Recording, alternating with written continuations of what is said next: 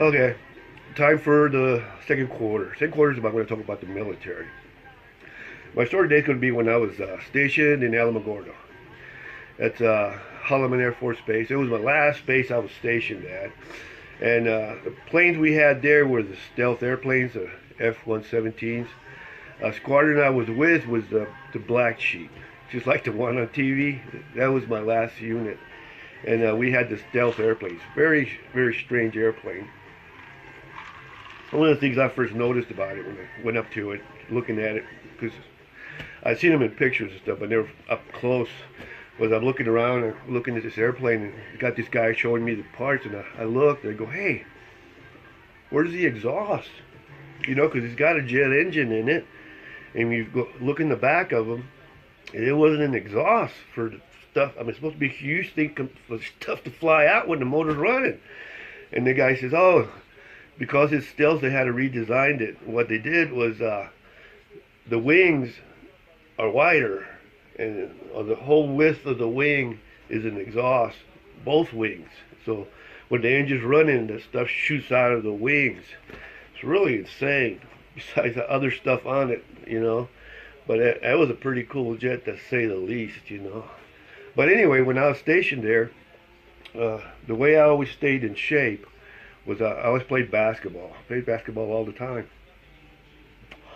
And they each had a basketball court, and the base was like on the other side of the town where I lived, so I had to go across town to get to the base.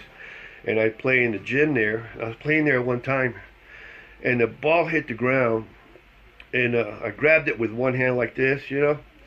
And this other guy, big guy, he was like 2, 3 inches bigger than me, had me by at least 50 pounds. He got two hands on it, and I got one hand on it. It's on the ground, and I thought to myself, no fucking way this guy's getting this ball. No way. You know, no way he's going to get it. So I pulled about as hard as I could pull. How hard I could pull on this ball, and he had two hands. And he thought the same thing I thought. No way I was going to get it. You know, he pulled as hard as he could. So needless to say, someone went pop, and I was like, whoa! And I figured I'd jam my fingers or something. I wasn't sure what happened, but it hurt like crazy. But anyway, I had to quit playing because I couldn't dribble. And I went out to get on my bike, and it was this hand, the left hand. I went to get on my bike to ride home, and I couldn't squeeze the clutch.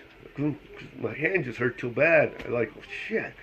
So I put my hand like this on the handlebar and hold it steady, and I would pull like this for the clutch.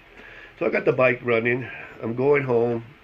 On the way home, there's like 5 lights, and I'm thinking, please no red lights, please no red lights. And sure as shit, I caught every red light, every single red light. I was, God, serious pain. I'm like, oh, I hate this shit. I made it home, and my fingers didn't feel right. A lot of times when you jam your fingers, if you pull on them, right, and pop them, they feel better. So I popped this one, and this one, but this one I couldn't pop. It hurt too bad. So, so I got my son. At the time, he was probably about 17 or 18, and I figured that I was being too much of a wuss, you know. I was being too much of a baby. I wasn't pulling hard enough. So I asked him to pull it. And he come over, sure, and he pulled it, and I about come undone. Oh, that hurt so bad. I thought, stop, and it still didn't pop. It hurt like hell. So anyway, I went to bed, went to work. When I did work, sitting, telling people what to do and stuff, whatever. All of a sudden, if my hand was like this, and I went like this, it would go shooting pains through my arm, right? So I get shooting pains through my arm. I'm like, oh, I'm like, whoa. I knew something was wrong with it, so I said, I gotta go to the hospital. So I went to the hospital. They x-rayed my hand, and I broke this finger, was busted down here. And the doctor says that he's gonna have to put me in a cast. You know, it says that the bone looks pretty good, the way it's lined up and everything. It seems to be okay, but you still gotta have a cast. And I told him, you can't do that. He goes, why not? I said, I'm in my motorcycle. You know, if you put me in a cast, I can't take my bike home. And he says, well, what do you want to do? And I said, I'll come back tomorrow. You do it tomorrow in the morning. He goes, okay. So I rode the bike home, came back in the morning in the car, put me in the cast. Had the cast for, 6 weeks maybe. I don't know, I forget. Had it for a while.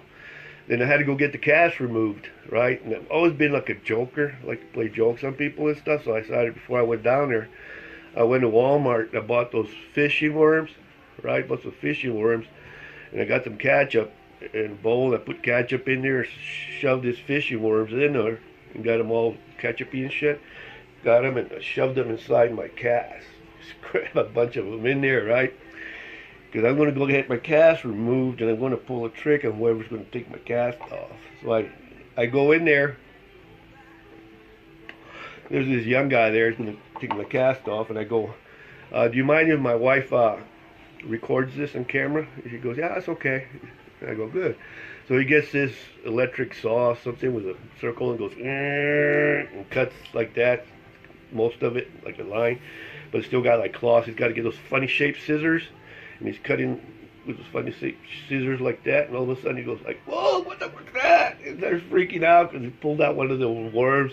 Oh, earlier I forgot to tell you, before he started cutting, I had told him that I felt stuff moving in there. Hey, stop it! You know, stop it! Oh, my doggy's going crazy. They're pretty old, but they're good dogs.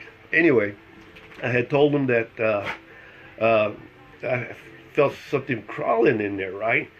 And the guy says, "Oh, that's normal." I said, "Really? It's normal?" He goes, "Yeah, it's normal." So when he cut in there and pulled him out, he was like, "Holy shit, he did have stuff in there." But that was pretty funny. And we got it on videotape too, so that was pretty cool. Anyway, that's it for my military story. And oh yeah, one last thing about Holloman Air Force Base in Alamogordo. Probably the best place on the planet to live if you're a biker. I love the desert. I love the desert, and over there it's just like it is here. You know, huge desert. You can ride around year long. But the difference between here and there is that Alamogordo is 20 miles away from Cloudcroft. Cloudcroft is up in the mountains, so you're talking 20 miles of going like this up a mountain, 20 miles like this, and you can go up there and there'll be snow up there, and people say in the spring, you know, they'll go up there and ski, and then they'll come down and then go swimming because it's so warm at the bottom. It's really insane. I found out the hard way. The first time I went riding, it was a nice day, and I had a t-shirt on. I'm on my bike, and I said, I'm going to go up to Cloudcroft. And I started going up like hill. About halfway there, I was like, holy shit, it's getting cold. And it did. It got cold. It must have dropped 20 degrees or better, maybe even more than that. But it's a really unique place. And as you go, you're going up this hill like that, there's a tunnel you go through. And before you get to the tunnel, there's nothing but dirt left and right. Hardly no plants. You go through that tunnel, come out the other side, there's trees up there and stuff. It's like you time warp to another planet or something. It's really insane. That is one cool place. Okay, this is it for the second quarter. I'll be doing third quarter in a minute.